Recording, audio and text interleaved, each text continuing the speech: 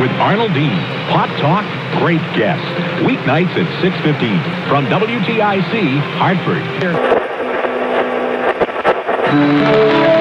BBC Radio, Canada's public broadcast. Try Carter's Little Liver Pill. Good advice. Good mornings only on KCMO Kansas City.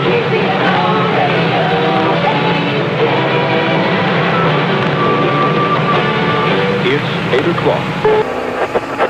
When you're tuned to CDS Radio. This is the DX Central from the Static Podcast. From Studio B of the North Shore Studios in Mandeville, Louisiana. Greetings and welcome to the inaugural, the initial, the first, the maiden voyage of the DX Central from the Static Podcast. I'm your host, Lloyd Van Horn, and we are so excited to finally be bringing you a DX Central podcast. This is one of the very first things. When I sat down and I visualized what DX Central was going to be about 5.5 years ago, a podcast was one of the first things I wanted to do. And here we are. It took some time, but here we are. We finally got all of our stuff together and we're ready to roll. Got a lot to talk about in this edition of the podcast. We're going to be introducing to you what DX Central is, because here's my theory. Especially for this first episode. I think we have probably 3 camps of different groups of people here that are going to be listening. And the first group is folks who know who I am. You know what DX Central is. You know what DXing is, right? Maybe you've been a follower of the channel. You join us on our live streams on Friday nights. You're a supporter of what we do here. And I am so grateful that you're adding our podcast to that list. Thank you, thank you, thank you. The second group is probably someone who does DX. And maybe it's AM, maybe it's FM, maybe it's shortwave or ham radio. Or some other kind of DX, but you don't know a whole lot about DX Central. You don't know who I am or what we do here at DX Central. You just kind of stumbled across this. And so you're like, okay, let's see what this guy's got. So we're gonna introduce for you as well. And then our last group, you don't know what DX is. Maybe you just kind of hoon around on the radio and listen for signals just to kind of see what you hear. And you don't know what DX is. You don't know that it has this thing that you do when you tune around on the radio has a name, right? There's a whole hobby devoted to it, a whole community of people who are devoted to this thing. And because of some of your interest, the algorithm brought you to us. Blessed be the algorithm. I guess I have to introduce what DX is first. We're going to dive into that topic and go down that rabbit hole much, much deeper here in a bit. But DX is the search for distant radio stations and radio signals. There's a lot of different ways you can do it, but that's what DX is. And for us here at DX Central, our specialty is specifically focused primarily on AM and FM. So that's what DX Central is. We started about 5 years ago, right in the middle of the pandemic. As most content creation stuff that you probably interact with today, a lot of it came from that time period. It was really about bringing the message of DX, to introduce it to a whole new audience, especially at the time, people who were kind of looking for something to do, looking for a hobby. So that's where DX Central started. It was originally our website, DXcentralOnline.com. And it was this website where my vision was initially, let's just type up a whole bunch of stuff about how to DX and have this kind of written word documentation about DXing and how to do it and propagation and a glossary of terms and abbreviations and all this stuff that you could read, because my background is in writing. I was a writer. I've worked in newspaper and magazines, and including a published author, and still am a published writer in the DX community. I write for a magazine called the Spectrum Monitor magazine. So, it was about putting out this content. And then in talking with my father, he was like, he was also a DXer. And he's one of the ones who introduced me to DX. We'll get to my origin story at a later time. But he's like, you should do some videos too. And I did want to do a YouTube video, and the live stream was always a thing that I was going to do, just like the podcast was. So then we started doing the YouTube channel with our DX101 videos, teaching about DX. We started uploading air checks and stuff we were hearing. and all kinds of stuff was kind of going on. And that really took off. That took off pretty good. In conjunction with each other, they really kind of served to have a purpose there of really being informative for wherever you might find yourself in this hierarchy of knowledge about DX. If you're on the low end, you don't know anything yet, you're just kind of learning and dabbling your toes, to you're more experienced and you want to kind of really fine tune your craft. We have all of that between the website and the YouTube channel. Then we added with our live stream, I added DXcentralLive.com as a host for the live stream, which is actually about to get started here for our 6th season. Can't believe I'm saying that. 6 seasons now we've been doing DX Central Live. It'll premiere on Friday, October the 10th, and it's going to be every Friday night for the rest of the DX season through about May. Okay. And it's at 23:45 UTC or 18:45 Central Time, which is 6:45 p.m. We do live DX. We do shout outs where we recognize each other's accomplishments. DXers will submit their shout outs to say, here's what they've been hearing. We do a whole bunch of hooping and hollering and clapping, and we have some funny sounds, including we blow the horn of victory and stuff like that. So it's just a nice way for us to all kind of celebrate our success together. That's on Friday nights on our YouTube channel. We also have regular challenges that we do where we do, it's kind of like a quasi contest, but it's not really like uber competitive. It's more of a challenge for yourself than anything else. A lot of DXers love these because it helps them to get more stuff in their logbook, which is the goal, is to always have more stuff that we're hearing, more stations, accumulate and collect more stations.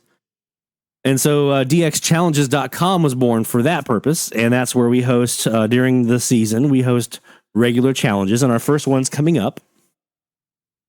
It'll also launch on October 10th during that live stream, our season premiere. And for this first challenge, we're going to be doing our 5th annual Graveyard Challenge. And Graveyard, I'll be explaining that here in a few moments when we talk about AMDX. It is a type of radio station, or it is a type of frequency, rather, probably is a better way of saying it. It's a type of frequency on the AM band where there's just a bunch of radio stations. And so we do this every year because it's difficult. It's a challenge because you have so many stations kind of all piled on top of each other. So that's now launching here on the 10th as well, DXchallenges.com. So you'll want to register at the website. That way you can submit your stations that you're hearing on the website. So one of our newer ones here is livedxing.com. And so this is there for some of our online receivers that we have. We have 2 online receivers that cover the AM band and actually all of the HF, like ham radio, shortwave band. We have 2 of those, and then we have 2 FM receivers that we also host. And you can use, we have really awesome antennas on both of those. Actually, we've taken very good care to provide some really good quality stuff. One of the AM receivers in particular is like famous among a lot of AMDXers because of how good it will do at picking up Latin America. It's super, super good at South America and Central America. So livedxing.com. Go check it out. If you don't have a receiver of your own or radio, but you want to kind of figure out what this DX stuff is like, or maybe you just want to DX from here in Southeast Louisiana where I am, right? You want to know what that's like to DX from down here. We have those options for you. There's also links on that website for the main kind of hubs for online receivers. There's several, but there's Kiwi SDR, which is a lot of your HF and your AM. And then there's the fmdx.org web server project where you can see I think we're over 300 now online FM receivers. And we're up to, I think, 21 now in the United States. When I started, there was probably 4. When I started mine, there were about 4. Now we have up to about 21 or so. So it's definitely expanding. And so, yeah, lots of different projects, and we're always going to be adding more. I have a bunch of ideas of stuff I want to do. Just finding the time to do them is always the hard part. This podcast, what can you expect from the podcast? Well, really quick background. The podcast, I mentioned my father earlier. It's actually my late father, Larry Van Horn, who is a call sign, N5FPW ham radio call sign. He passed away a couple years ago, and he had just started a YouTube channel of his own that he called From the Static. And I was helping him with that and got him a logo and some different stuff to kind of get that up and running. So I wanted to honor his memory. And so that's where the From the Static podcast was born from.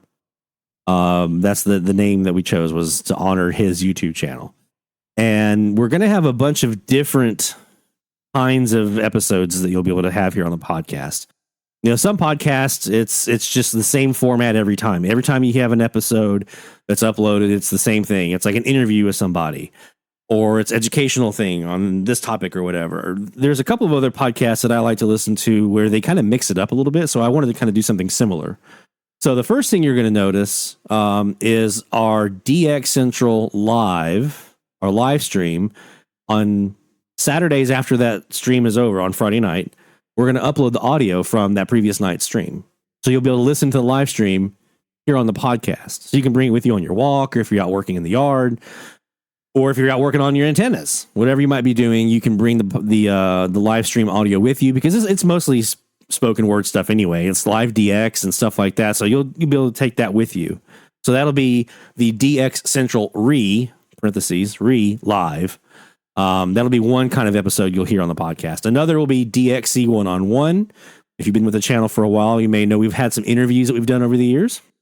And the DXC101 one-on-one was kind of that series. It was prominent members of the DX community coming on to talk about their history of what they've done in DX, some great memories, and just kind of talking shop for a few minutes. And then also, most of the ones that we talk to, there's a niche, there's a reason why they're prominent or why they're well known. So we get to that, right? We get to talk about their niche, whether it's a specific kind of AM DX, like international stuff or antennas or, whatever it might be. We talk about those different things with them. So we already have a couple of those already queued up and ready to go from some interviews we've already done. So DXC one-on-one, the interviews will be here. Another one is your stories. So this is actually, we call it DXC Stories from the Static. And so this is your chance to tell your story. Maybe it's your origin story, how you got into DX. Maybe it's your favorite DX catch that you've ever gotten, or your favorite radio, a great memory of growing up with a particular radio, or an awesome antenna that you had, or some kind of story that you want to share. And so you can record that on like a microphone on your computer, on your phone, and send it to us. You can type it up and send it. I'll read it off, whatever, just send your stories from the static in, and I'll be getting to how to do that in a bit. And we'll read your stories out. We'll share those together. And in that series, I'll have my origin story, for those of you who don't know it, of how I got into DX and my background with my family and everything else. So we'll be talking about that, some of my memories of growing up in a household that was kind of around radio 24/7, both as a hobby and professionally as well. Radio has kind of been there in my entire life. There's always been radio. There's always been a microphone and a set of headphones around pretty much since I was a baby. So it's been my job. It's been my hobby. It's been a large part of my family's history. So we'll talk about all that and my own stories from the static. And we'll also have our DX101 series that we'll do. So we do it on the videos as well, where we kind of teach educational stuff, but the audio versions will be those that don't require a visual. Like, we're not showing you click here and then do this on this website, or plug this in here and then solder this little piece. We're not doing something that you have to see. We're just kind of talking through a topic. If it's something that doesn't have to be visual, it'll be here on the podcast, so you can listen to it wherever you might be. Take it with you, and like I said, as you work on your antennas or whatever. There'll be other one-off episodes that we'll do from time to time, but those are the four kind of main episode types that we'll carry with us here on the podcast. My plan is, at least during the season, and we're talking between basically now and May, to have a weekly upload. When we get into the summertime, that might slow down a little bit, maybe. I don't know. We'll see. You can't have a podcast without having Patreon, right? We don't have it set up yet. We're still working through what that's going to look like, and the perks and the packages and all that stuff. But we do have a Patreon coming. People have been asking for a Patreon for a while. That is coming. So stay tuned for that. We'll probably talk about that in an upcoming episode and live stream here soon. Also, sponsorships. We have sponsors for our live stream. If you would like to sponsor, if you're a person listening to this and you're associated with a business that is in the DX community, maybe it's an SDR manufacturer or seller, maybe it's something to do with antennas, or some kind of gear or a website or software or whatever it might be. If you want to sponsor this podcast, let us know. Sponsors at fromthestatic.net. Just drop us a line and we'll talk some numbers. We've got some really cool sponsorship opportunities. We can do cross-selling across a lot of our different products that we have here at DX Central, from the live stream, this podcast, our various websites, our online receivers, and even some cross promotion through Teak Publishing, things like that. So just let us know. Again, sponsors at fromthestatic.net, and you can hopefully work with us here to reach a very, very DX enthusiastic audience. This is your target audience here. All right. So yeah, just let us know if you're interested in doing a sponsorship with us. We've got some cool stuff for you. All right. So that's all the business stuff. That's the introduction out of the way. Again, just the real quick personal one. Again, my name is Lloyd Van Horn. I'm located in Southeast Louisiana in Mandeville, which is about 30 minutes north of New Orleans, across that big lake and the big Causeway Bridge, the one that everyone's scared of. It's 24 miles long, and everyone's like, oh my God, I get in the middle. I can't see land anymore. It's just a big road. It's just a long road, straight road. You just turn on some good music and jam out. Next thing you know, you're across it. It's not that bad. But grew up here in Louisiana, moved away for a long time, and finally was able to come back, 4 years ago? And man, the DX down here has been amazing. It's been unbelievable. So we'll be talking a lot about the DX here in Louisiana, including some on this show tonight. All right. So the topic at hand for this one, we're doing our first DX101 series episode. And this one, we're talking about DX. What is DX? From dipoles to diodes, logbooks to log periodics. This is DX101. So whether you already know what DX is or not, if you're maybe you are a DXer, and maybe you're doing some AM or FM, maybe you're doing shortwave or ham radio, military communications, maybe you're a TV DXer. There's still TV DXers out there, even with HD TV. Maybe you do stuff with scanners and listening to public safety communications. Like I said, military stuff or aeronautical stuff. Maybe listen to air traffic controllers and air to air, air to ground communications, or ship to shore or ship to ship. There's all kinds of stuff you can DX, and DX is the search for distant radio signals. That's all it is, and it's been around since radio first started. Like when the first radio stations went live, one of the things that they did was say, "Hey, let us know if you're hearing it," because they didn't know how this was going to work. They didn't know how far their signal was going to get out. They didn't know how many people were going to hear them or how many people actually had radios to listen. So they would invite people and say, "Hey, let us know if you're hearing us, and let us know, how good we sound and some of the details about what you heard and everything. We'll actually send you something." And they would send these little confirmations to say, "Yep, you heard us." They had stamps, they had cards, all these little things that people would collect. And it became actually very fashionable back in the early days of radio. I'm talking the 20s, 30s. It was very fashionable to be a DXer, because that was like, ooh, I heard Seattle today from Tennessee, right? Like it was this like braggy thing that people would do to say, I heard all these stations from far away. The term DX actually comes from the telegraph days, when that was a shorthand way of saying distant or distance. But the main thing we're going to talk about on this podcast and with DX Central in general is AM and FM radio. So those are the main ones. And because they're the most accessible for the most people, right? Because you don't have to have super fancy equipment to do it. You can use super fancy equipment, but all you need is a radio. And your car radio works just fine. Or a little portable. Or I started with a clock radio next to my bed, right? A little GE clock radio. So whatever radio you have is the best radio you can use, right? That's the old adage. Your best DX radio is the one you've already got. And so, if you are just getting started with DX, that's a great place to start, is whatever you already have. If it's a car radio, if you have a vehicle and you can drive in your car and listen to the radio and kind of tune around while you do it safely, there you go. That's a great way to DX. We're going to talk in this episode about the two main types of DX we talk about here, though, AM and FM. We're going to break it down. So let's start with AM DX. The frequencies are pretty low on the radio spectrum, okay?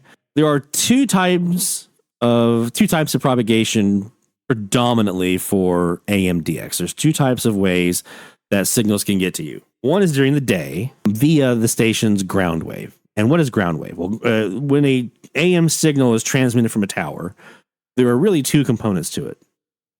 There is a signal that travels outward from the antenna along the ground, and that is the ground wave. How far that signal can travel depends on how strong the station is, their antenna pattern, or basically what areas the signal is allowed to go into, because they can actually get very, very, without getting too technical here, they can get very, very specific and say, I want to have my signal to go in this direction over here, but not in these directions over here. Like, they can get super, super specific with that. Another thing that'll impact how far that signal will travel is the actual conductivity of the ground. So how good is the ground at conducting electricity? Because that's essentially what we're talking about here, or electromagnetic waves.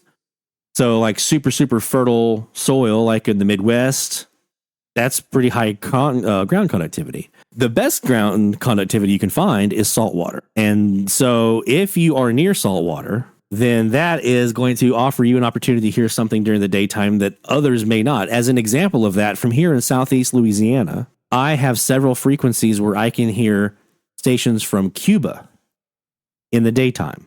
Because typically ground wave is probably 100 to 200 miles, depending on where you are and the ground conductivity and the stations we're talking about. If you got a big, powerful station and you have really conductive ground, you might be able to get a couple hundred miles out of it.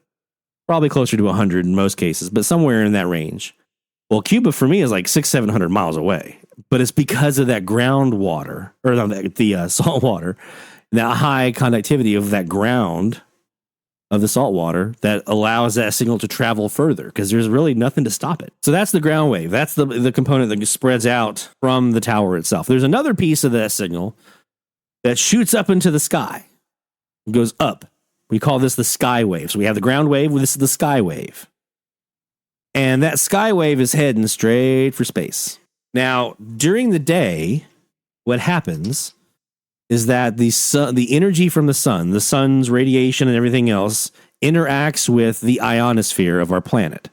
And we're talking about the area above our atmosphere, right? Our atmosphere is stuff like the troposphere, where weather occurs, and the stratosphere, where the planes fly. And then if you keep going up into space, now you've hit the ionosphere, and that's where like our magnetic field is and stuff like that. But the ionosphere is created by energy from the sun, and it creates it in different layers. So the lowest layer is called the D layer, and it's easy to remember because it's there during the daytime. D for daytime. And then you have a layer above that. It's called the E layer. And then during the daytime, you have actually two layers above that. One is called F1. The other one's called F2. We'll get to that here in a few moments. And so the sun is just kind of baking the ionosphere and causing that region of space and those different layers to be created through ionization and different processes that are there. And so our little signal, our skywave signal coming out of that AM transmitter is going towards space, and it gets to that first layer, that D layer of the ionosphere, holds onto it and absorbs that signal. It will not let it go any further. So that skywave signal is suppressed during the daytime. So the only thing that you're going to hear during the daytime would be the ground wave signal, if that D layer is present and absorbing those medium waves. What happens when the sun goes down? No longer do you have that energy from the sun, so that D layer begins to break down. And it doesn't do so uniformly, and depending on the time of the year, like during wintertime when you have shorter days, that D layer is not super strong. Now during summertime, you have longer days, it's going to be like really robust. So it takes a little longer for it to break down. Winter doesn't really take that long at all, if it's even there in some cases. Our signal, our AM skywave signal, is able to go further up in elevation and height and altitude, right? And then what happens to the F layer, we talked about that F1, the F2, there's two different F layers. Well, at night, those two combine into one F layer. It's just the F layer. And our little skywave signal is traveling up through what used to be the D layer, through what used to be the E layer, and then it gets up to the F layer, and it hits that F layer, and it bounces back down to Earth. It also comes at these angles back down to Earth. And usually those angles are pretty far away from the original transmitter that was there. And that's why skywave skip allows us to hear at nighttime AM radio stations much further than we're able to hear them during the day. Because during the day, we only have the ground wave. But at night, that skywave signal is allowed to bounce off the upper layer of the ionosphere and come back down to Earth. So that is why here in Southeast Louisiana, I can hear Boston, Massachusetts. I can hear Ecuador. I can hear Mexico or Los Angeles or Calgary, Alberta from Louisiana, because that signal is coming up to the upper ionosphere and bouncing back down to Earth. I did mention that seasonality can also be part of this kind of equation as well. So during the summertime, you have more solar energy because you have longer days and you're a little closer to the sun and things are a little more energetic, a little more influence, a little more severe. So that D layer can be a little more robust. It might be later in the night. It's already going to be later in the day anyway that you're going to have that D layer going away because the sun takes longer to set. It's setting later at night. But then that layer might take a little extra time to kind of really completely erode. In the wintertime, especially the dead of winter, the shortest days, there are actually times when there are pockets where the D layer doesn't form fully at all. I have actually sat, when I was living in Charleston, South Carolina, I was sitting in my shack one day in the dead of winter, some of the shortest days of the year, and I was listening to 1610 CHHA out of Toronto, Ontario from South Carolina in the middle of the day, like high noon. When I lived in North Carolina, one day it was a super snowy day. I was home from school. I was doing some DX, and at high noon, right around the top, right at the top of the hour there at noon, I was in North Carolina, the mountains of Western North Carolina. I was hearing San Antonio, Texas. Also heard Ohio, Michigan, Nashville, all of that during the day, because in the wintertime, that skywave signal finds these little pockets. Now, it wasn't super strong, but it was able to find these little pockets of gaps. It could kind of wiggle around through the D layer and come back down. Really, really cool when you have those days, when you're getting daytime skywave propagation. That's, like I said, it's going to be more likely in your peak shortest days. That's when you're going to be most likely to have that. It tends to be more prevalent on the upper end of the band, because how this propagation usually works is that the higher end of the band, of the AM band, opens up first, because if you were to zoom out and look at the entire radio spectrum of the HF spectrum, where shortwave radio lives and ham radio and all that kind of stuff, those bands above medium wave, I'm talking 80 meters, 40 meters, 30 meters, some of those, they start propagating further distances first, and then it works its way down to the medium wave band as some of those layers start to erode of the D layer, right, and the E layer. It works its way down. So that continues within the AM band. So it's going to start at the top of the band around 1700. So you'll have this, the expanded band between 1600 and 1700. You'll see signals there first, and then it starts to propagate lower and lower and lower and lower. And by the time the sun has fully set, that's when you usually have all the way down to like 540 on the AM band. Now you have a full assortment of signals all the way through. And that, not only do I see that during like regular daily sunsets, I also saw that during the eclipse. We did a live DX stream during one of the most recent eclipse here in North America, and we weren't in totality here in Louisiana. We were just off to the side, but I saw the exact same thing. I saw the upper end of the band propagate first. It kept going down, down, down, down. And then as the eclipse started to peak and everything started to come back, and you started to get back into the sun's influence again, it rose back up and it started eroding back towards the upper end of the band, and they got to the high end of the band and it was gone. And then we were back to normal daytime ground wave only signals. It was really, really cool. So the AM band is in North America here in the United States, is between basically 540 kilohertz and 1700 kilohertz is where you're going to find stations. And it's spaced out every 10 kilohertz. So 540, 550, 560, 570, 580, and so forth. There are different kinds of stations depending on the frequency that you're sitting on. The FCC, the governing body that regulates the radio airwaves in the United States, has designated certain frequencies on the AM band to be certain kinds of stations. As an example, One of those is called a clear channel station. This is actually where iHeartMedia used to be called Clear Channel Radio. This is where they got that term, was because their very first station was on one of these clear channels. And here in the New Orleans area, we have 870 AM WWL. It is a 50,000 watt daytime, 50,000 watt nighttime station, and it is what's called non-directional, which means it's throwing all of its signal in any direction it wants to. So it's throwing 50,000 watts, which is the most power you can have in the United States for an AM radio station, by the way. It's throwing that 50,000 watts around in all directions, which is why at night it can be heard all over the country. And it's called Clear Channel because they kept the channel clear. They really did. The FCC, especially back in the day, it's a little less now, they kept the channel clear. So no other stations were allowed to broadcast on that frequency. So 720 WGN in Chicago is one. 650 WSM in Nashville, Tennessee is one. 700 WLW in Cincinnati, Ohio is another one, right? So they originally started where you would have just one station. Later on, they started doing where you have some frequencies where you'd have a station like on the East Coast and one on the West Coast. Then you could have like a 710 WOR in New York and a 710 KIRO up in Seattle, right? So you could have that.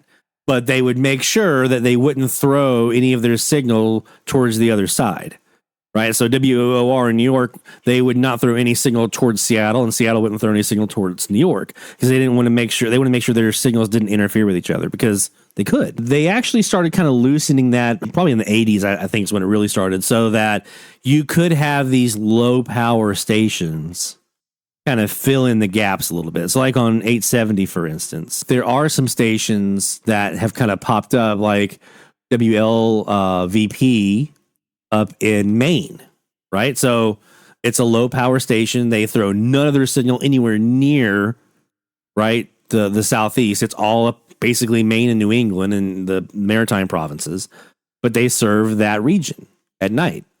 There's also a station up in Minnesota on 870. And it beams most of its signal up towards Canada or the Dakotas in that area. But again, it's putting a big old part of its signal north and making sure none of it comes down this way towards the south. WWL is still the primary signal. You're going to hear it across almost the entire country, but they've allowed some of these other stations to kind of pop in and fill the gaps as they said, okay, you can do this, but you have to get these really specific antenna patterns that won't interfere with that main station. So those main stations kind of have protected status.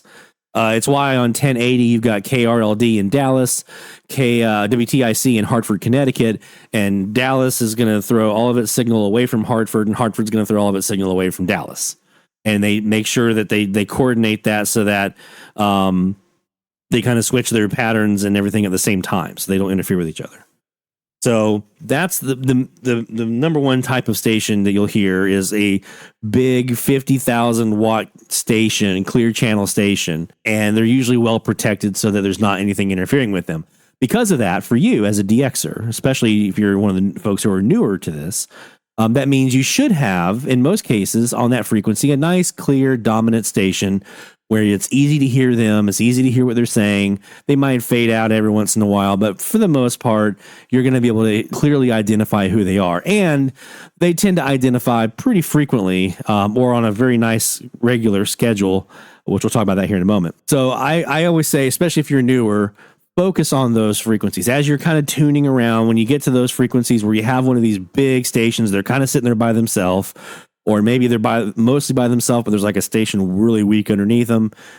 Start with those. Focus on those and get to where you kind of learn how these radio stations operate. Like when do they do their identifications? When do they do their breaks and so forth? What are the different kind of formats you're going to hear, so forth. And then beyond those, you'll have these other stations that might be smaller. Maybe they're on those frequencies. Maybe they're on some of these other ones we call regional frequencies, where they have like 1,000 watts, 5,000 watts, maybe 10,000 watts in some cases. But they are a little bit smaller. And so on those frequencies, you might hear a couple of stations kind of duking it out. And then we have what are called the local stations. And we affectionately call them here in the hobby the graveyarders. And there's 6 frequencies that have these stations on there. And it's 1230, 1240, 1340, 1400, 1450, 1490. Those are the 6 frequencies. And each of those frequencies has about, give or take, one way or another, about 150 radio stations on them. And those radio stations are almost all of them, for the most part, there are exceptions, but almost all of them are running 1,000 watts non-directional. So it's just cramming all these stations in there. And they're super hyper localized usually, and they're kind of really just focused on their local area. When you listen to the frequency, it's just a cacophony of sounds. Let's take a listen to one here. This is actually one of our online receivers here in Mandeville. This is a typical graveyard frequency.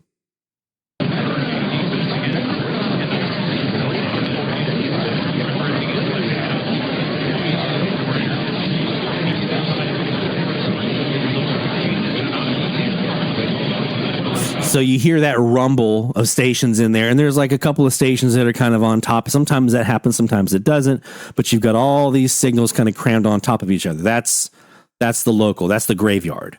Now let's take a gander here. Let's go to another frequency. This is one of the regional frequencies. This is 1250, and this will show you the difference. Who founded the ministry and developed the retreat process.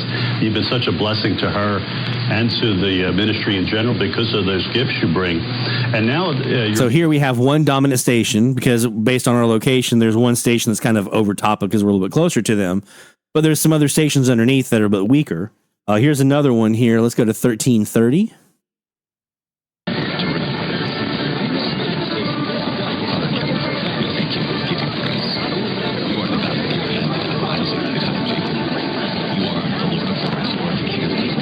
Now I can count probably 4 stations there right now.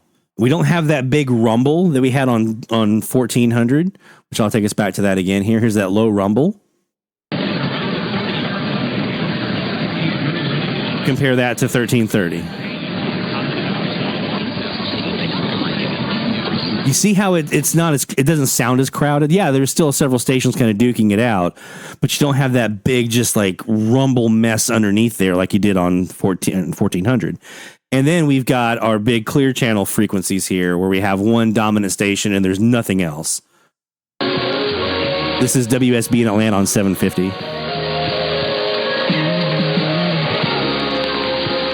We also have KMOX 1120 out of St. Louis, Missouri. This is actually the very first radio station I ever logged on AMDX.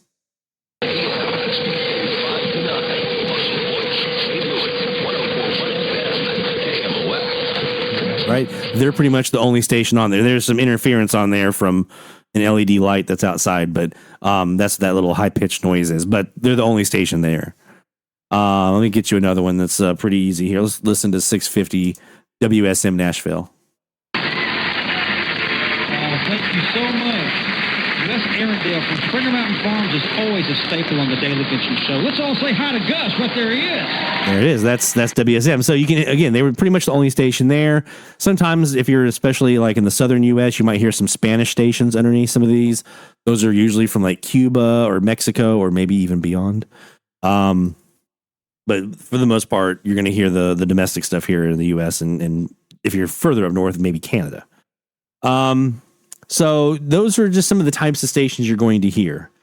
So what should we be listening for here? So now we know where to listen between 540 and 1700, spaced out 10 kilohertz between each other. We know we want to do this at night probably, and we want to know, probably more than likely winter time is probably one of the better times to do this just because a couple things. It's quieter because you have less solar influence, less noise from the sun. You also have shorter days. So there's not as much time for the sun to kind of bake in, and you get more skywave propagation because there's shorter days and there's not as much time for that D-layer to be there. You also don't have thunderstorms in the winter as much. You still have some, but not like you do in the summertime. And thunderstorms on AM are just, they're not a lot of fun to try to listen through. I live down here on the Gulf Coast where thunderstorms are like constant and there's always some out in the Gulf, and it's just, summertime is constant. Now, that's not to say that summertime is not a good time for AMDX. I will stand on that bandwagon all the time. My usual listeners of our live stream know that, right? You guys know I'm a big believer that AMDX in the summertime is awesome. So winter is probably just easier, especially if you're newer to DX. That's why I say winter is probably easier. So now between now and March is a good time to do this. What should you be listening for? Well, let's take a couple of examples. You heard the KMOX ID in there while we were kind of tuning around. going to play you a couple of examples of some air checks of some stuff to listen for. This first one here is from 770 KKOB in Albuquerque, New Mexico. We heard them here in Louisiana last year. I think it was around December timeframe. This is a top of the hour ID. And this demonstrates one of the best times to be DXing, or at least pay attention a bit more. And that's the top of the hour. And I mean, right when it goes to the new hour, right? So give yourself about 5 minutes before, 5 minutes after the top of the hour, somewhere in that 55 to 05 window in there. Usually it's pretty close to right at the top of the hour, though.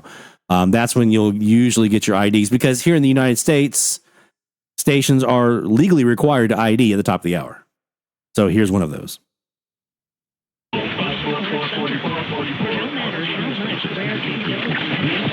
KKOB AM and FM Albuquerque, a cumulus media station, fighting for New Mexicans for over 100 years. This is 96.3 News Radio KKOB, Albuquerque's source for news, weather, and traffic. We remain very grateful that you listen to KAAM and appreciate your needed support for our program. From ABC News, amateur cancer.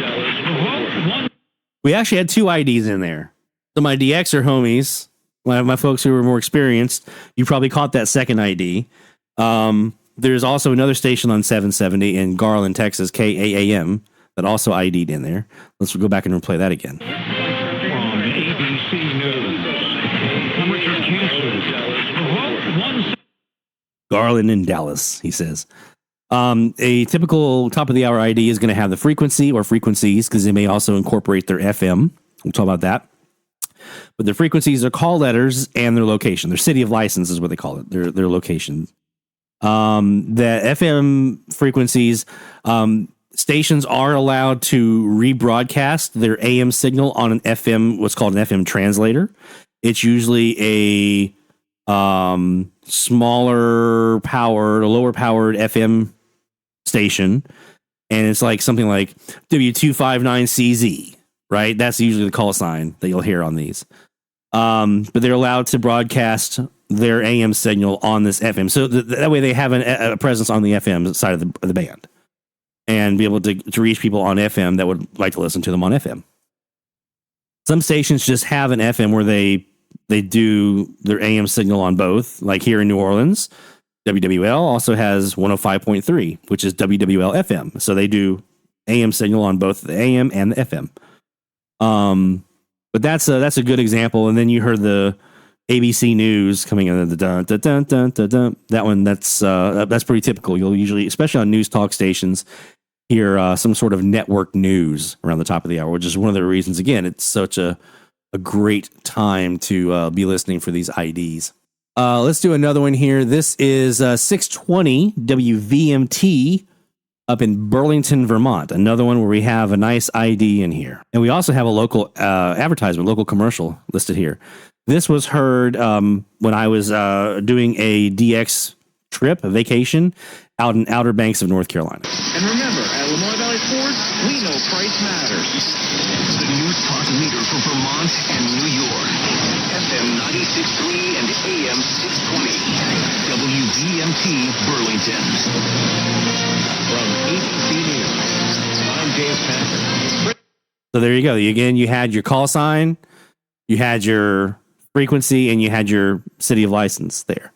Sometimes they'll also throw some slogans in, like news radio or the talk of Delmarva or whatever, right? They might throw some of those extra little things in there, but they have to do, for the U.S. stations, they have to do their frequency, call sign, and city of license. This is 740 CFZM,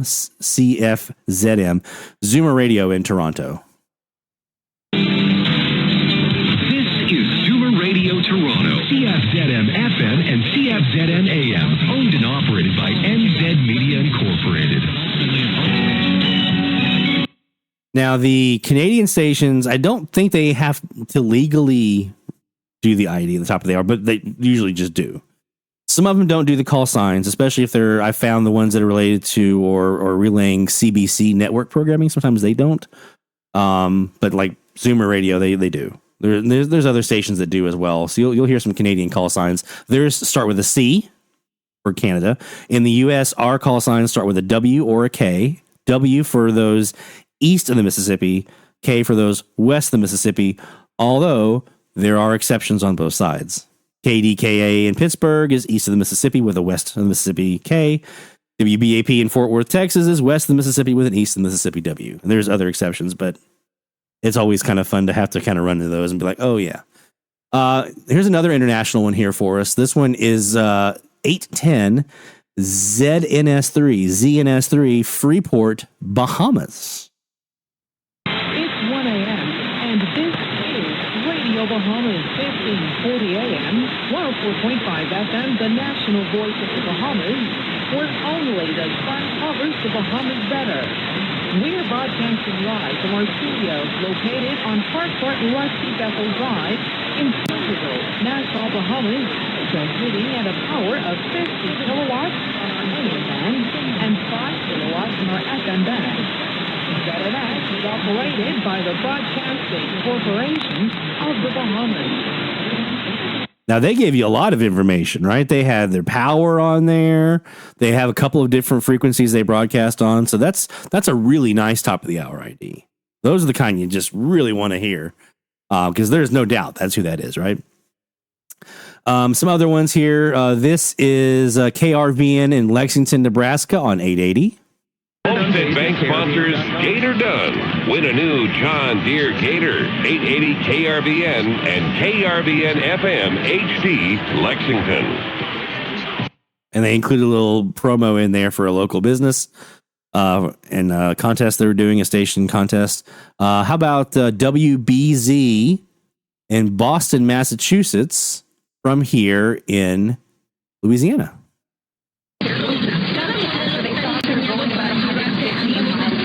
Now, this one's a little harder to hear because they're so far away. There are other stations that are closer by to me, including some from like Mexico and places like that. So they're a little harder to hear, but you're going to hear the ID here in a minute.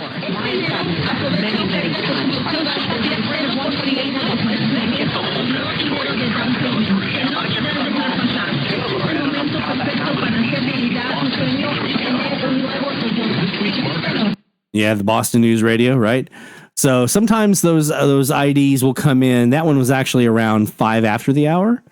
Sometimes it's right there at the top of the hour. Sometimes it's a little bit later on. Another good time to listen is the bottom half of the hour, around 30 minutes in the hour, because a lot of stations, especially news talk stations, will take a break right around there from their syndicated talk show or news program or whatever it is they're doing. And a lot of times they'll do local news right there at the bottom half of the hour. So that can be another, again, they'll usually do an ID there too. And then the other time that you might hear an ID, it would be around the quarter hour, like 15 or 45, give or take a few minutes on either side. That's another time when you would be likely to hear an ID. Not all the time, but that could be another place where you might hear an ID. But it's definitely the top half of the hour is your best. Bottom half of the hour is kind of second best, right behind that. And then the quarter hours, sometimes you get lucky. And sometimes if it's like a music format or something like that, you might get a slogan in between songs or something. But if they're running like network syndicated programming, it's you're going to have to wait for that break because it's going to be long form programming and talk shows and stuff in between. So until you get to that break, you're not going to probably hear anything. All right, let's talk about gear. Let's talk about what you need to be able to do this. Like I said before, you don't need anything sophisticated and fancy. You can do that. You can do sophisticated and fancy. And if you're an experienced DXer who has that kind of gear, that's awesome. One of those is like a software defined radio that you plug into your computer. I've got a bunch of them here in our shack, our setup.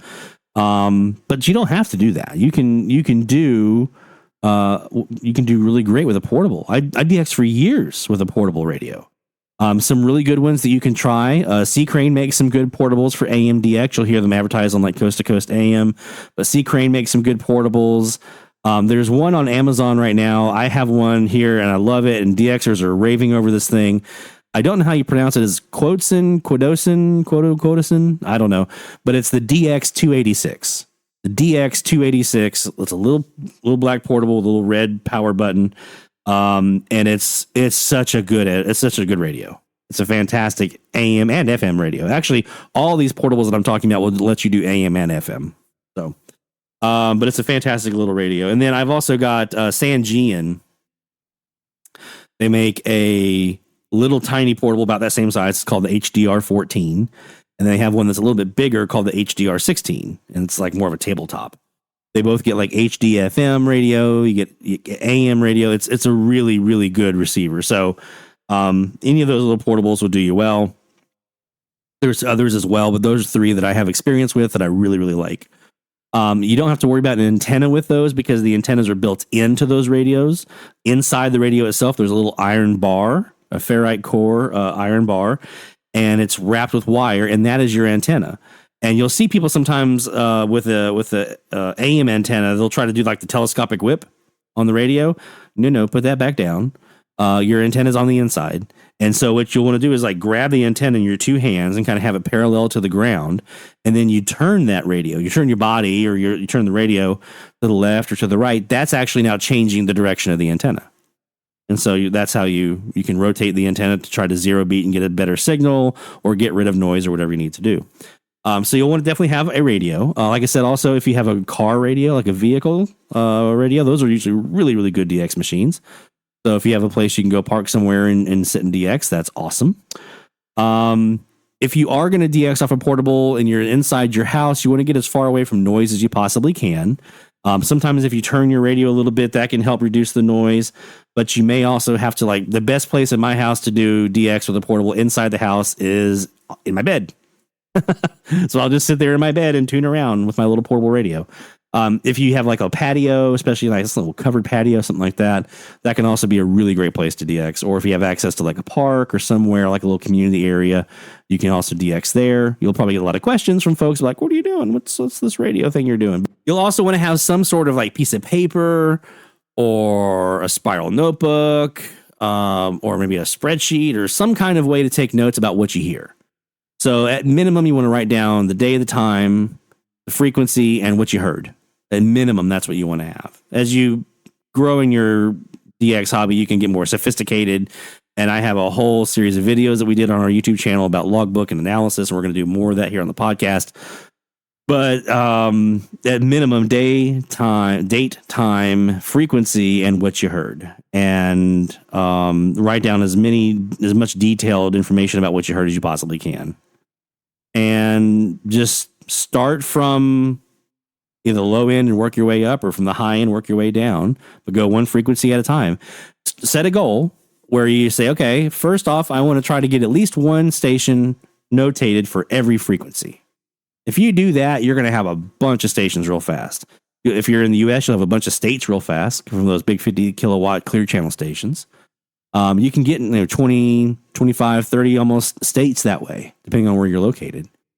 Out west, it's going to be a little bit harder because you have to go a little bit further. But if you're on the East Coast, where you have more saturation of states and signals, it's going to be super easy for you to get to 25, 30 states, and probably, Canada, Mexico, Cuba, things like that. And just do your band scan. Just learn the AM band. Learn what the AM band sounds like in your location, so that if something is different, like for me, I'm a big Latin American DX guy, right? All my DX Central folks know I am obsessed with Latin American DX.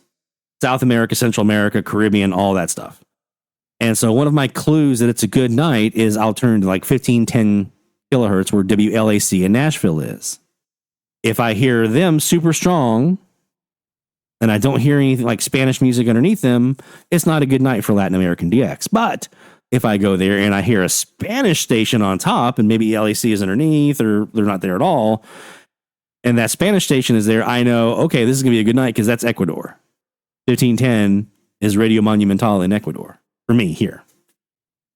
So that's one of my little clues. And that's just because I know the band. You'll want to get to know your band, get to know what your local band sounds like. And just do that band scan. Just go through and get every frequency, notate if you hear something or not, and then turn back around and do it again. And just keep doing that. That's AMDX in a nutshell. Just get to know your band, do that band scan, try to log at least one station on every frequency. Start with the ones that are dominant, single stations by themselves, and then go. If you get to a frequency where it's kind of a mess, skip it and come back. Like on the SAT, they tell you if you don't know the answer, just skip it and come back. Skip it and come back. Well, there'll be plenty of time to get back to it. And listen for those top of the hour IDs, especially, but listen for other times of the hour as well, but especially top of the hour IDs at night from around sunset to around sunrise is the best time to do it. And have fun with it because it is a lot of fun. So that's the AMDX side of stuff. Now, let's talk FMDX. If you're still with us, A, you're a trooper, and I applaud you because that's freaking awesome. B, it means you're probably also really into DX, or you're at least finding this stuff to be interesting. And that's awesome too. So while you're here, wherever you're getting this podcast from, if you could subscribe or follow or click the like button or whatever it is that your podcast place, whatever kind of buttons they have, just go ahead and do that real quick for us, because that'll really help us out here in getting the word spread about this brand new podcast. While you're in the clickety-click mood, if you can also go over to our YouTube channel, youtube.com/@DXCentral, and subscribe over there for us too. And be sure to hit the bell icon to be notified when new videos are available, including our live streams on Friday nights. Very excited to have that back here for season 6. So go ahead and hit us up here on the podcast, subscribe, like, follow, all that good stuff. Do the same on our YouTube channel. If you do those two things, you're already helping out what we do here at DX Central in a big, big way. If you want to help out further, we do have information about our Patreon. We'll be coming up soon, so keep those ears tuned here to the podcast. We can give you more information about that. Now, go talk about FMDX.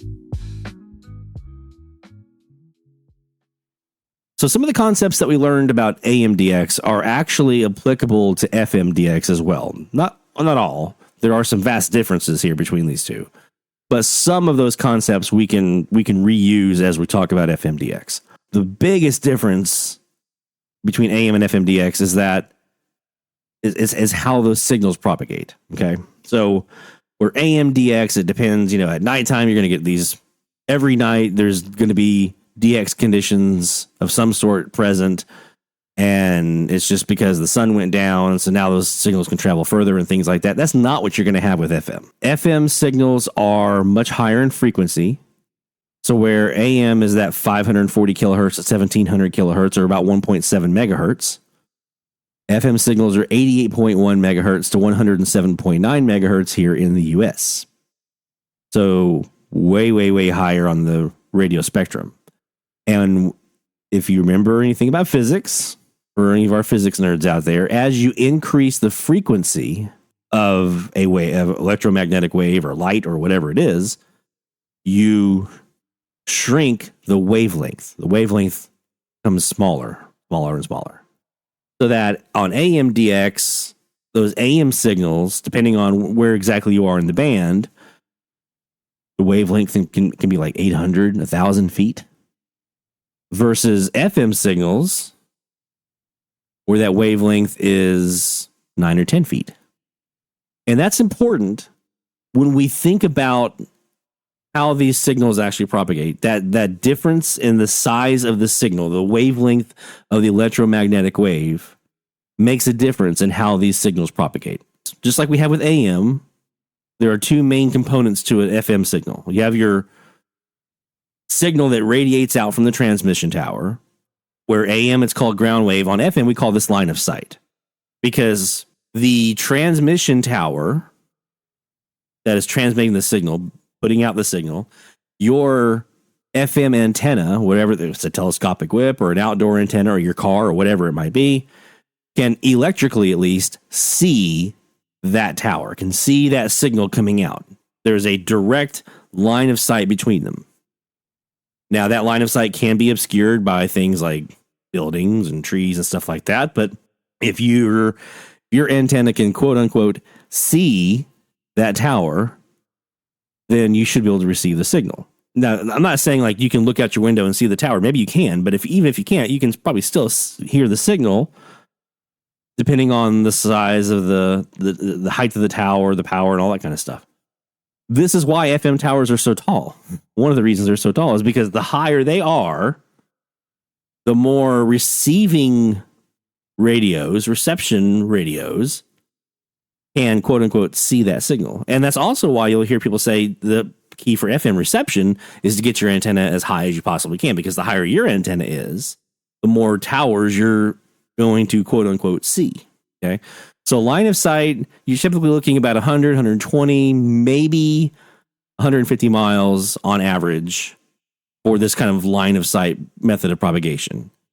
And this is what you're going to hear during what we call dead band conditions. There's no other kind of propagation enhancement happening. Just regular old normal day.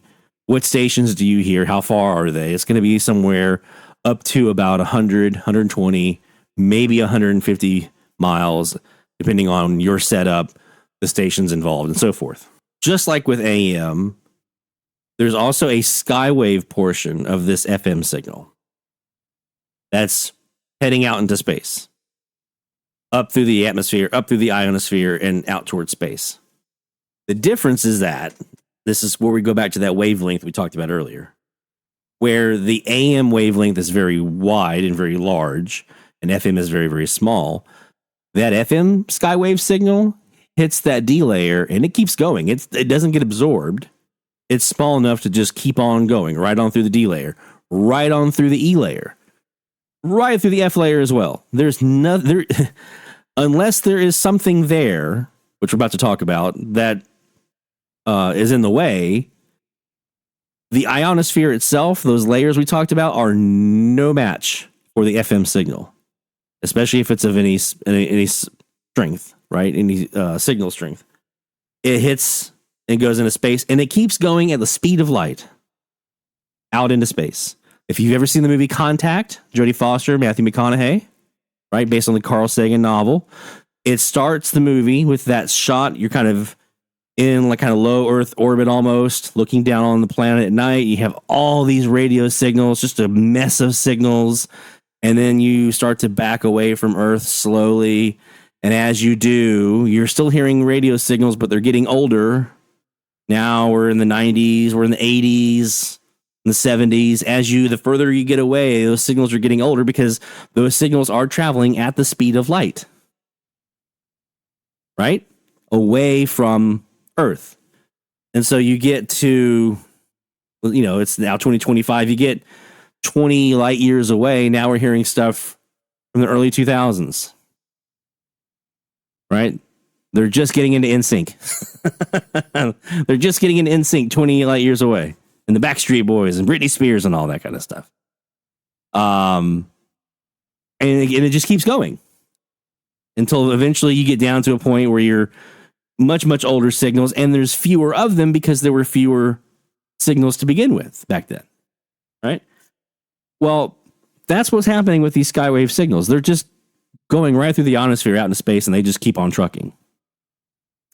Unless there is some sort of medium or obstacle that presents itself to that radio signal that causes it to either reflect back down to Earth or refract and bend back down to Earth. One of the two.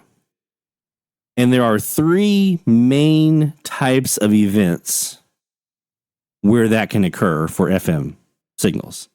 They are meteor scatter, tropospheric ducting, or sporadic E. We're going to talk about each one of these three individually here.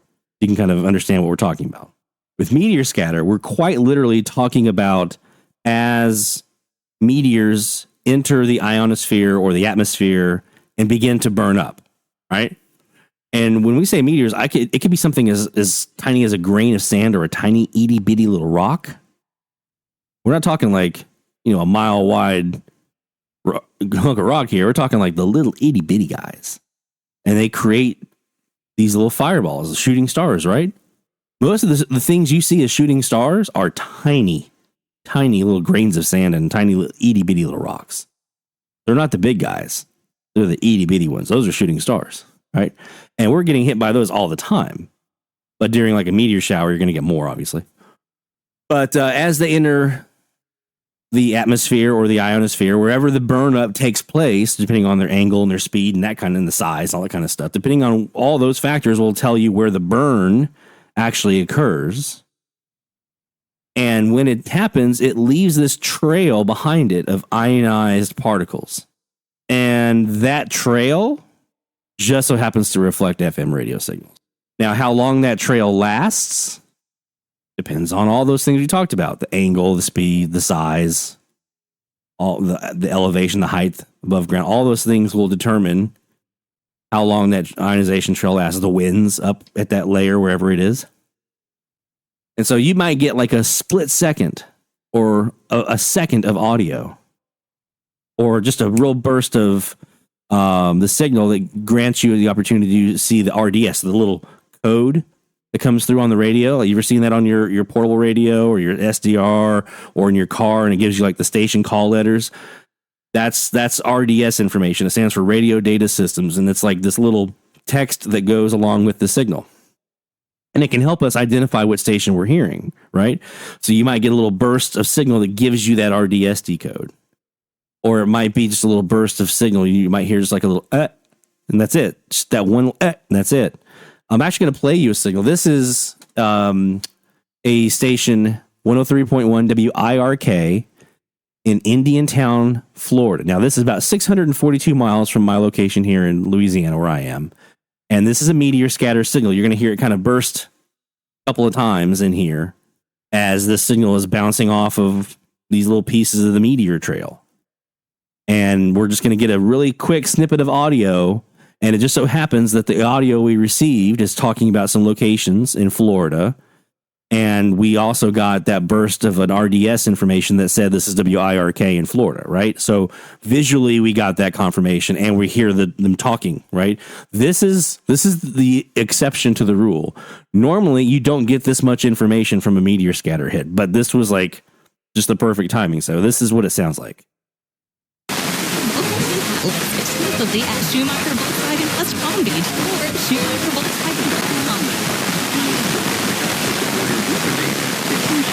Now, it just showed up and then it was gone. Okay? There are other propagation formats or events that will allow that signal to fade up and reach a point and then kind of fade back down again. That's not meteor scatter. Meteor scatter, it just shows up out of the blue and it's gone out of the blue. And how long you have it in between depends on the robustness of that ionization trail. But that's what it sounds like. It's just kind of in and out, right? And then gone. And then that's it. You don't hear anymore.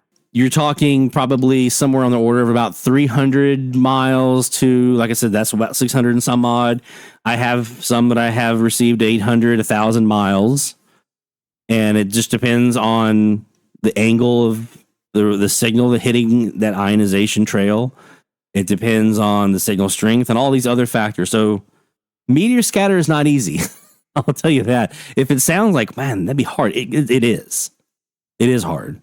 It's something that I've only recently begun to kind of really explore the space of.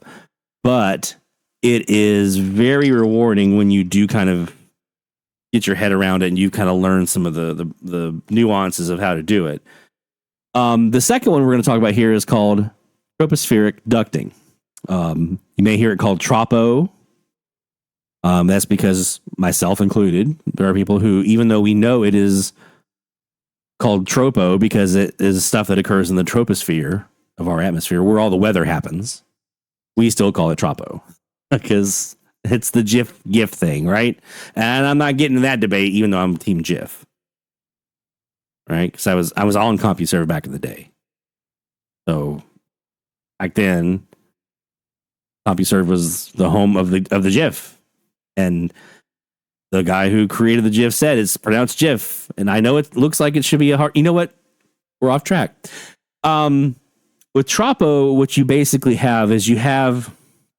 Let me just kind of give you a picture. So let's say I'm sitting in a chair in my front yard. And I'm holding a thermometer in my hand. And I've got balloons tied to my chair. And I've got a rope that's tied to my chair and then to an anchor in the ground. Okay? I'm sitting there and I'm reading the thermometer, and then you cut that rope that's tethering me to the ground, and I begin to rise up into the air, getting higher and higher and higher. Now, on a normal day, what I should experience is my thermometer should see the temperature continue to go down the higher I go. Right? The higher I get above the ground, the temperature should continue to cool down and get colder and colder and colder. The highest temperature I should see is at the surface. However, there are times when we get what we call inversion layers. And these inversion layers can be produced by a number of different meteorological factors. Sea breezes, some of the conditions we see when we see like fog. Weather fronts can produce it. You can even have it influenced by tropical systems, things like that. But what basically happens is the cooler air is at the surface. And then as you go up in altitude, you hit this layer, at least, of warmer air that is warmer than the air below it. And so it's inverted. It's flipped on what it should be. It's kind of like if you've ever been sitting at, let's say, the beach, and you saw a ship off in the distance, and it looked like the ship was hovering above the water. You ever experienced that? Or like if you're in a pool and you look down at your arm, and your arm looks like part of it's over in an area where it shouldn't be. It's not where your arm actually is. It's light refraction. It's refracting light. It's light being bent by these inversion layers where you have cooler air that has warmer air above it. Those inversion layers bend light. Well, if it can bend light, it can bend radio signals, because a radio signal is just is the same thing as light. It's just a lower frequency. These signals will refract and bend back down to Earth, and it happens in what we call these ducts. So it kind of happens along a certain path. And like I said, there are a number of different things that can cause this to occur. So there's not just one kind of meteorological phenomenon that can cause it. There are multiple ones. But when it happens, you have different types of strengths of these openings. Some can be very strong, some can be a little bit weaker. It may give you to a specific area. It may last for a little bit. It may last a couple of days. So I'm going to give you some examples. So I'm here on the Gulf Coast of Louisiana, and the Gulf Coast is famous for our tropo that we have down here. Most coastal areas are going to be very, more tropo prone than more inland areas. So if you're on the East Coast, West Coast, Gulf Coast, you're going to be more prone to tropo than, say, Kansas. The Great Lakes, though, yeah, you guys get tropo around the Great Lakes. So when I was in Charleston, we used to get tropo up and down the coast. So we would get the sea breeze that would come in, and we'd have the sunset, and the surface temperatures would start to get really nice and cool, but you had the sea breeze coming in, blowing warmer Atlantic air over top of it, and we have these inversion layers. And so I could sit there in Charleston, South Carolina, and DX down to Orlando, Florida, or Jacksonville, or up to Outer Banks, Wilmington, North Carolina, which normally I couldn't do that from Charleston. Too far, right? It was beyond my line of sight range. But I could DX Savannah. I could DX down at the Daytona Beach, things like that, because of this tropospheric ducting layer this tropo duct that was created. And there were actually times when I was there in Charleston where it would start usually around sunset. And then at some point in the night, all the layers, the temperature layers would kind of stabilize. And so it would be more your normal kind of temperature gradient where you have warmer and then it gets colder. And then around sunrise, so it would start around sunset, middle of the night somewhere, it would stabilize. And then around sunrise, you'd get it again around like 7 o'clock in the morning or so. Right around sunrise, you'd get this another burst of tropo. And there were times where we actually would have that last a couple of days. I remember there was one instance where it was the middle of the day. Normally, tropo kind of burns off by 9, 10, 11 o'clock as things kind of start to stabilize, right? But there were times where I was hearing down into Orlando from Charleston in the middle of the day, 2, 3, 4 o'clock in the afternoon, and then it would start up again. It would re-intensify again that evening. But sometimes it's just like the sunset period, right around sunset, and then overnight things kind of stabilize and you wake up and everything's normal again. So it just depends on what weather factors are causing the tropo to be produced as what you're going to get. Here in the Gulf, I very, very, very routinely, from about April through November or so, I will hear Mobile, Alabama, I'll hear Lafayette, Louisiana, over to Lake Charles, Louisiana, up around Alexandria, Louisiana, pushing into Mississippi. I might hear Pensacola from time to time on a more kind of routine basis. And then the more like robust tropo openings are going to get me into like San Antonio, Austin, Dallas, up into Arkansas, Birmingham, Alabama, all the way over to Jacksonville, Florida, a few times here and there, down to Tampa, Sarasota, all the way over to like Brownsville, Texas, right there on the Mexican-Texas border, things like in that area. And then we get these really robust, big openings about once or twice a year, where I'll hear like the Yucatan Peninsula, like Cancun, down to the Veracruz, around the Big Bend down there. So it, again, just depends on what it is. What are the mechanics behind that tropo opening that are creating it? There are websites you can go to where you can kind of see the forecast, because if you can forecast the weather, you can forecast tropo, right?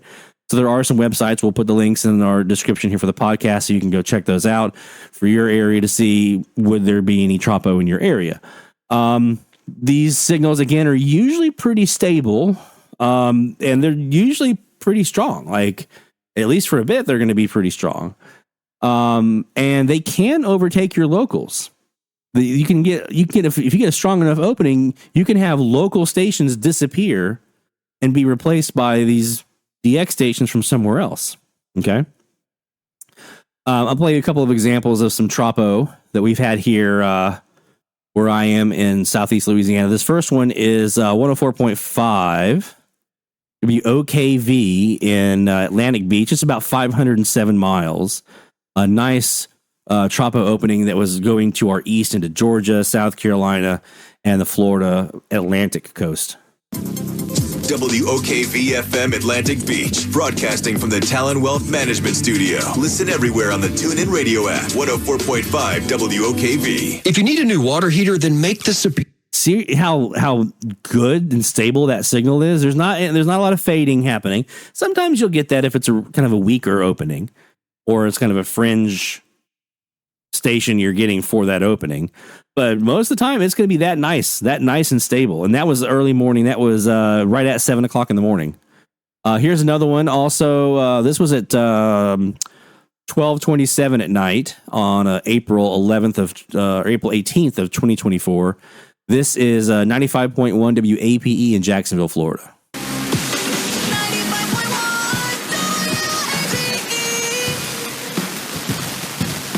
Now, that one we have a little more static, right? We have a little more, it's not what we call full quieting. Full quieting is when you have the signal wall to wall, no static, no troubles hearing it. That one we have a little more static in the reception there. But let's see, here's a 96.1 WEJZ, also in Jacksonville. This was from May 16th of 2025. This was at 502 miles at 7 o'clock in the morning. Jacksonville's best variety, 96.1 WEJZ. The morning show is on here at 7:57. Commercial free for your Friday. In our movie hour, wrapping it up with Wicked. Fans, you won't have to wait. Now, again, even though we have a lot of static in there, we have another signal kind of mixing in, it's still pretty stable, right? It's like it's there. It's not really in and out a lot or anything like that. It's kind of just, it's there. So that's one of the things that can make tropo openings really enjoyable, is that you have a little more time to kind of get your bearings, so to speak, and chase after some stations and really kind of figure it out. Sometimes you'll have some conditions that will kind of change as you go along, but normally a good tropo opening, you've got some time to kind of figure out what it is that you are dealing with here, because those signals are a little more stable. Here's a couple others. This is up into some Arkansas. Here is 102.7 KCQN in Valonia, Arkansas, 343 miles. This was May 16th of 2025. What we want. KCON, Valonia, Conway, Little Rock. Broadcasting from a dumpy shack near the Toadsuck Ferry Lock and Dam on the Arkansas River.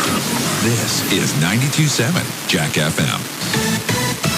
Here's this hour's headlines from the Arkansas Now newsroom. There you go. This one, I'll do you one more here. This is 103.5 XHPV La Mas Picuda, or Picuda, in Veracruz, the state of Veracruz, Mexico. This is June 15th, 2023, 810 miles. This was a Tropo reception at 11 o'clock at night, local time.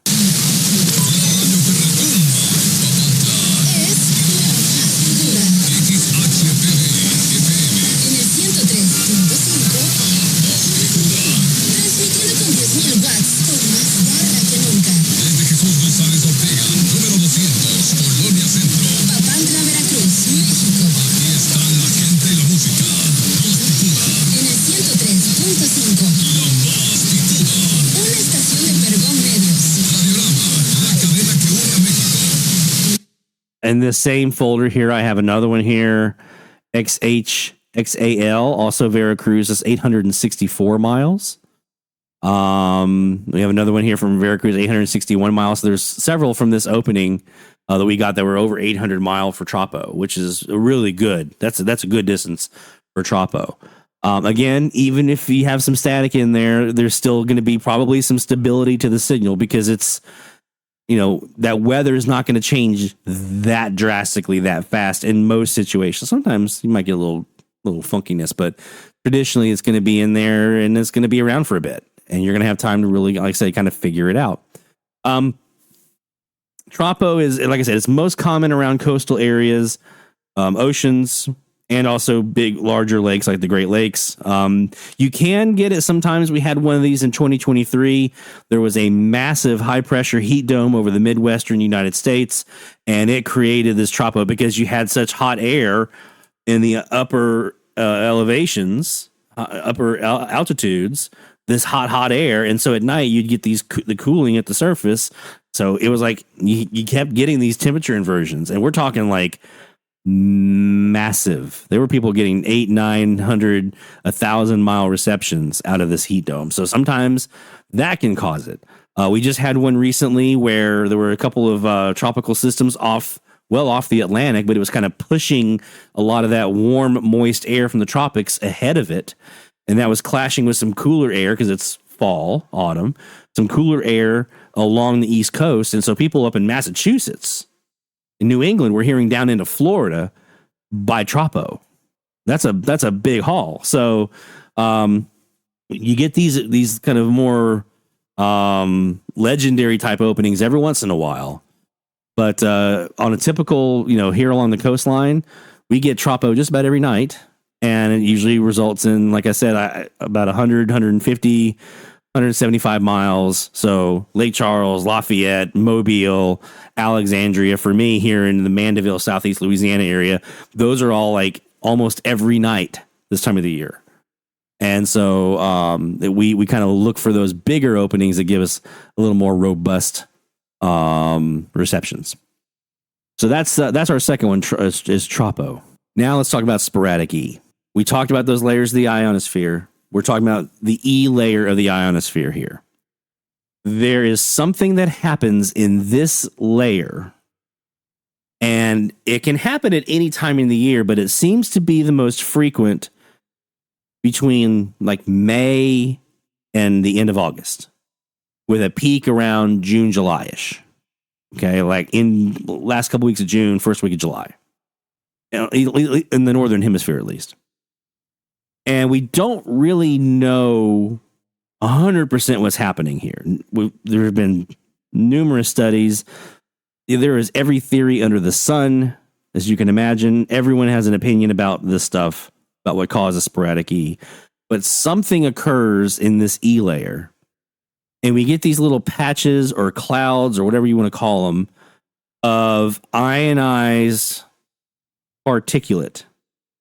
There are folks who think that particulate is made up of meteor debris, like very, very, almost like a meteor beach of the sand, right? So just a bunch of meteor particulate that's kind of just hanging out in that area.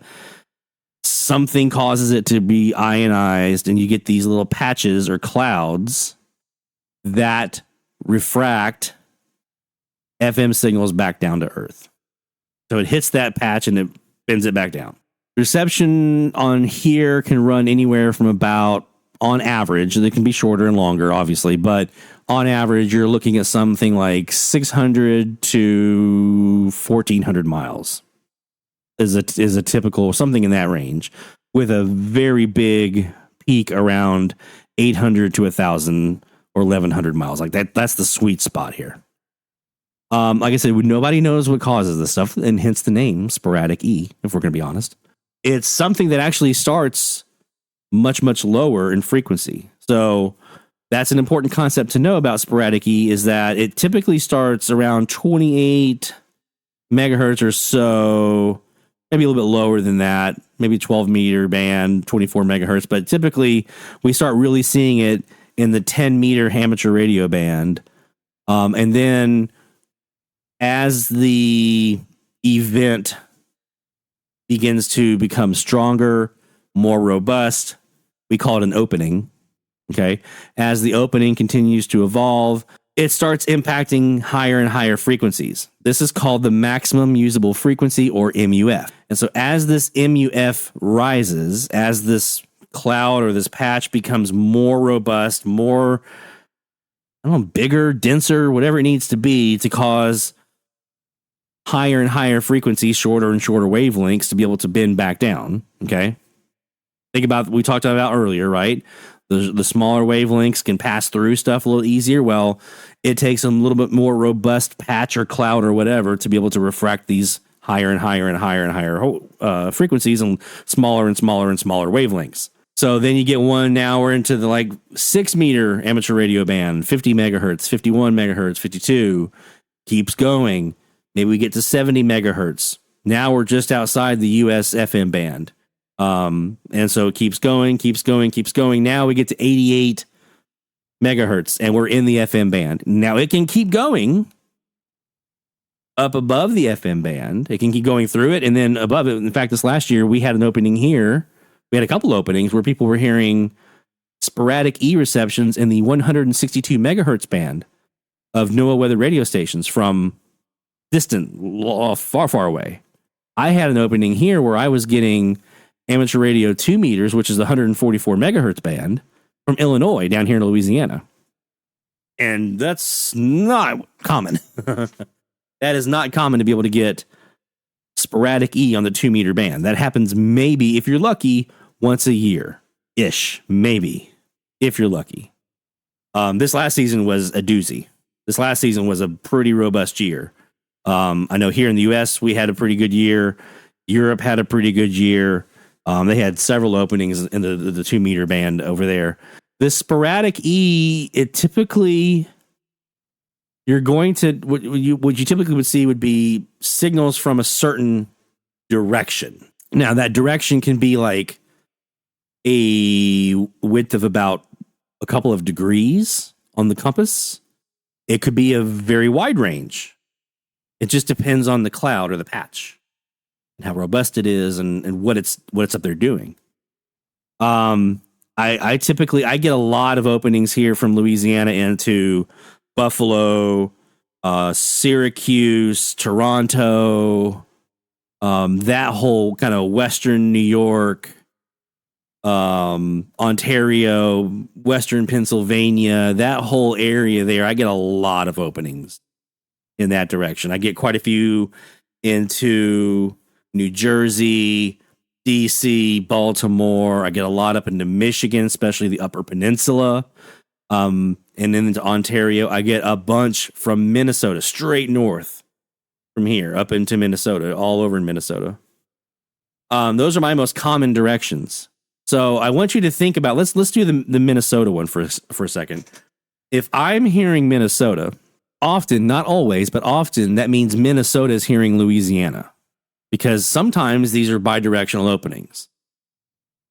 So I would be hearing Minnesota, Minnesota's hearing Louisiana. Now, the cloud itself, the patch, is going to be probably somewhere in the neighborhood, not exactly maybe, but somewhere in the neighborhood of the middle of that path.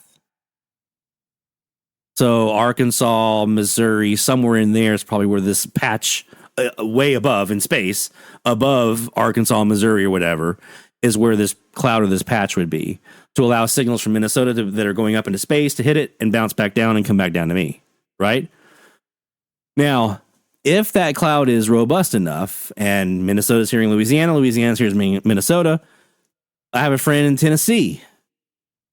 He, let's say, is wanting to get in on this cloud. And if the cloud allows it, if the conditions are right for it to happen, and he is able to get signals from that cloud, he is going to hear across that same kind of shared center point. So now Tennessee, he's probably hearing New Mexico, Colorado, Kansas, right? He's hearing across that. If we just draw a straight line from Louisiana up to Minnesota, he's going to cross that kind of center point right there around Missouri, Arkansas-ish area. And that's going to put him from Tennessee into Colorado, New Mexico, Kansas. That's how these work. That's how these work. We had this last year, we had an online receiver that was someone set up in Bermuda. And so for the first time, the DX community as a whole was being able to see just how common sporadic E was in Bermuda. Because we get these clouds that were off the coastline. Well, if Bermuda was hearing into North Carolina, South Carolina, Virginia, places like that, that meant that people up north, up in Massachusetts, should be able to hear down into Florida. And we saw that a lot. I had a great opening this year. I was listening to an online receiver of someone in Miami they had set up, and Miami was hearing completely the other side of the Gulf of Mexico into Mexico. They were hearing completely across the Gulf, right straight across. And I said, well, if Miami is hearing into Mexico straight across, if I cross that same center line, I should be hearing down into Cuba, Jamaica, Yucatan Peninsula potentially. I turn on my radio, 88.1, there was Jamaica. And I logged 27 stations from Jamaica, I think 5 or 7 from Cayman Islands, a couple of Cubas. It was an amazing day. It was May 31st, 2025. It was an amazing day. That's how these work. Now, that doesn't always happen. There have been many openings where people are hearing stations in the New Orleans metro area and on other stations that I hear as my local band. And I'd go listen, and there's nothing. I got nothing. Just my local stuff. That's it. I don't have any DX whatsoever. That happens. Again, it's sporadic-y for a reason. And this is why I say we can forecast, because we can forecast weather. We can forecast tropo. We have no idea on sporadic-y. There are some people out there who have some forecasts that they try to do, and I've seen some success and I've seen some failures with that. Everyone's got a theory. I've got some theories. And those theories have evolved. I continue to evolve them over time. But nowhere, even with, I have access to 8 years of historical data of sporadic E receptions from North America across hundreds of DXers. Okay. I have that data, and I still can't tell you a rhyme or reason when it comes to this stuff. Sporadic E. No clue. Between May 1st and August 31st, really peaking that last couple weeks of June, first week of July.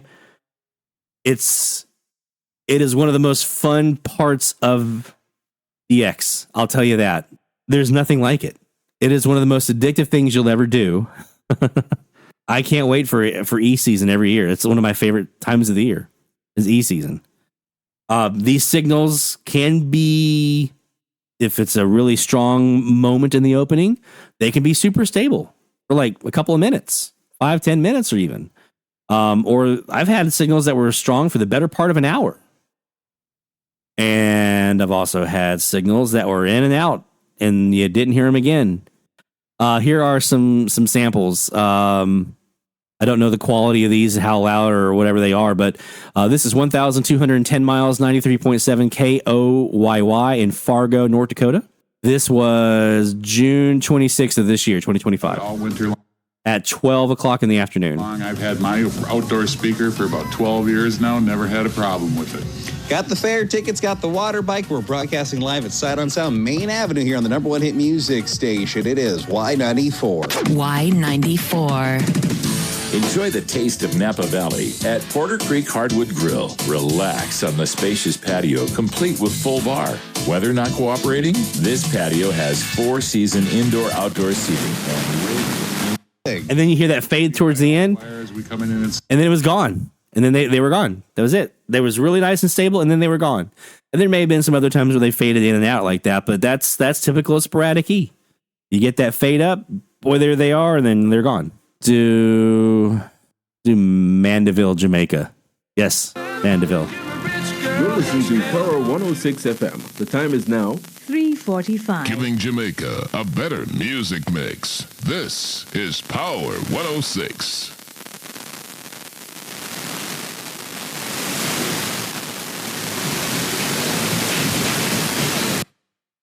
And there was that fade out, right? The static comes up, the signal goes away, and I was blown away about what I was hearing. I'd never heard Jamaica before.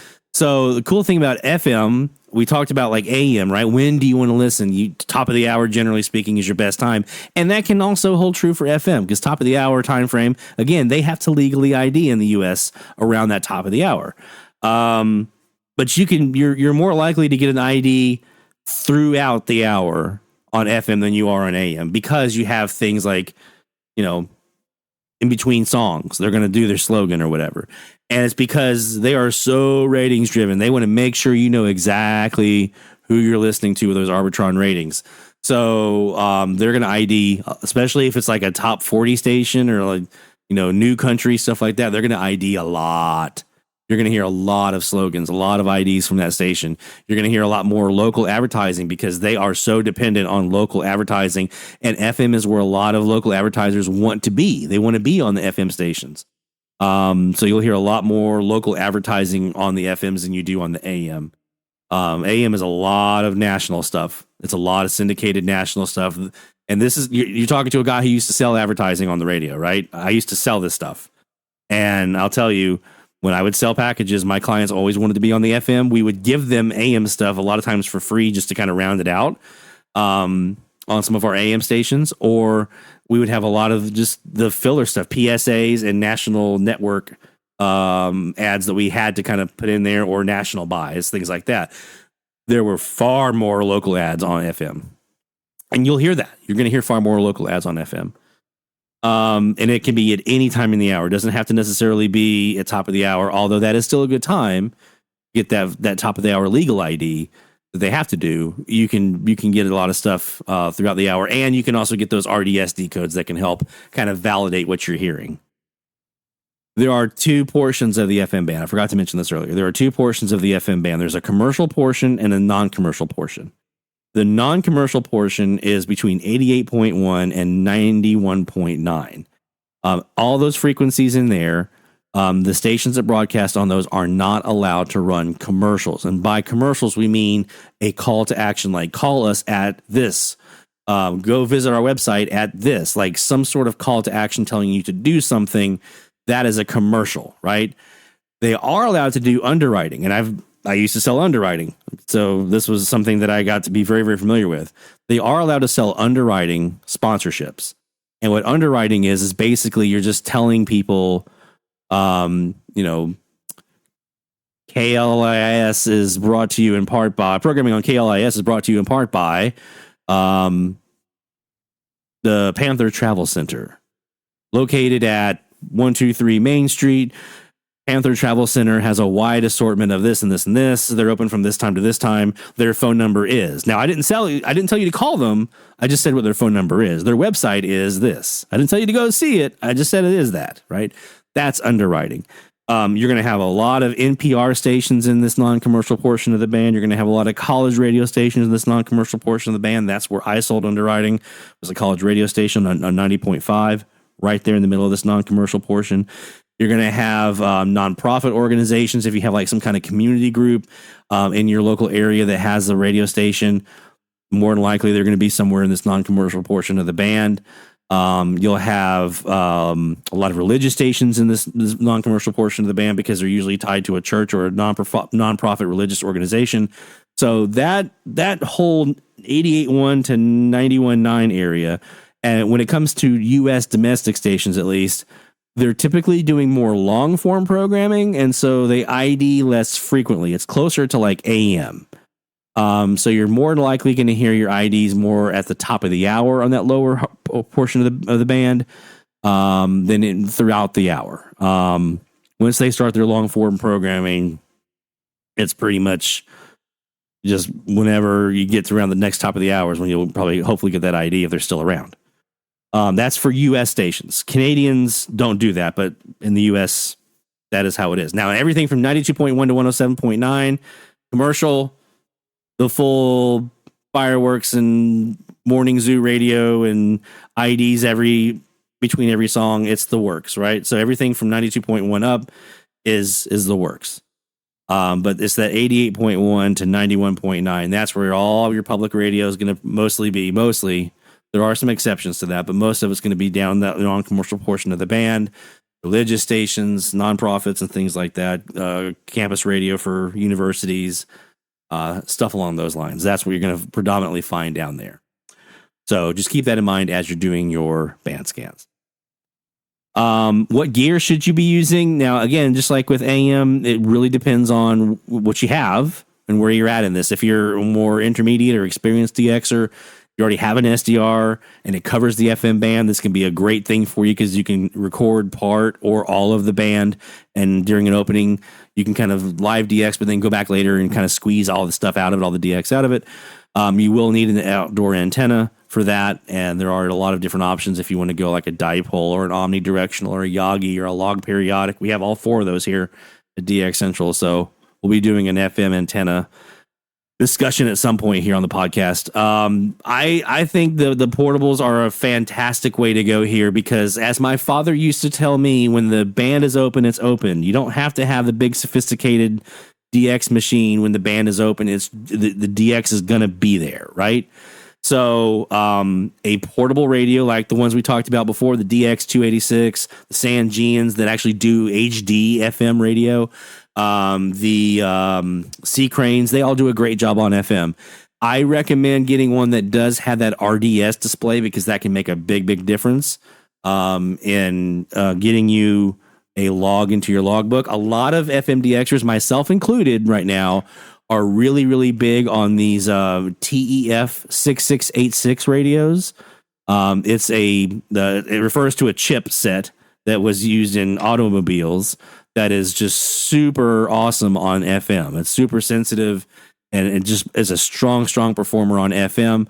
A lot of us are using these TEF portable radios for FMDX right now to great success. I've got like 5 or 6 in the house right now, including a new portable that I just recently got that I can't wait to really flex it this next E-Skip season. And I'll put links to that as well in our podcast description so you can try to get one of those. They're coming over from overseas in China. And but they are fantastic radios, man. They are so good. And just like with AM, the thing you're going to want to make sure you do here is on FM, even more important, I think, is a band scan. Start from the bottom of the band and work your way up to the top from 88.1 to 107.9. Write down the frequency, the date, the time, and what you heard. And if you heard a station, great. If you didn't hear a station, write that down. That's a very important thing to know for FMDX, is not just where the stations are that you normally would hear, but where the stations aren't. Open frequencies are your best friend for FM. For sporadic E, for tropo, for meteor scatter, it doesn't matter what kind of propagation we're talking about. Open frequencies are your best friend. So you need to know where those open frequencies are and be able to park on those during an opening to see if anything comes in. So we'll be doing more FMDX stuff, especially as we get closer to the next sporadic E season. But that should at least get you started. Do the band scan. I do one every year in February. I do a full band scan from 88.1 to 107.9 just to see if my band locally has changed, and you'd be surprised how often it does. So you'll definitely want to make sure that you do at least one band scan to familiarize yourself with your local band.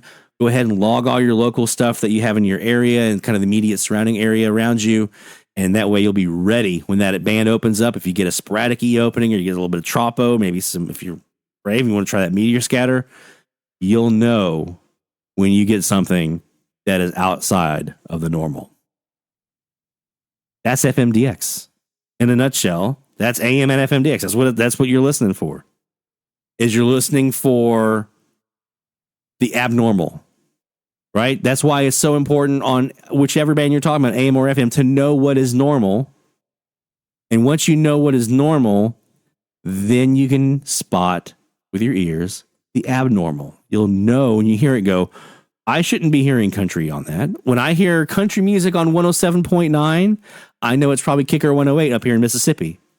But if I go to 107.9 and I'm hearing talk radio or a sports talk station or a religious station like a K-Love or something like that, okay, that's a little different. I don't expect to hear that. Let me see what this is, because this might be something going on. This might be an opening. We'll be doing more of these DX101 sessions, talking about specific topics. If you have one you'd like to hear us do, feel free to drop us a line and let us know. Our email address is in the podcast notes. 73, my friend, as we say in the hobby, 73. Best of DX. Now, let's go hit the bands. This has been the DX Central from the Static Podcast. If you are interested in sponsoring this podcast, let us know by emailing sponsors@fromthestatic.net. If you have a story to share for our Stories from the Static series, send those to our email address, stories@fromthestatic.net. Be sure to join us for our live DX live stream every Friday night at 23:45 UTC, 18:45 Central Time on our YouTube channel or at dxcentrallive.com. The DX Central from the Static podcast is copyright 2025, Lloyd Van Horn, DX Central. All rights reserved. No portion of this podcast may be rebroadcast or reused without the express written authorization of Lloyd Van Horn and DX Central. Be sure to follow or subscribe wherever you get your podcasts, as new episodes will be posted regularly. Join us next time for the DX Central from the Static podcast.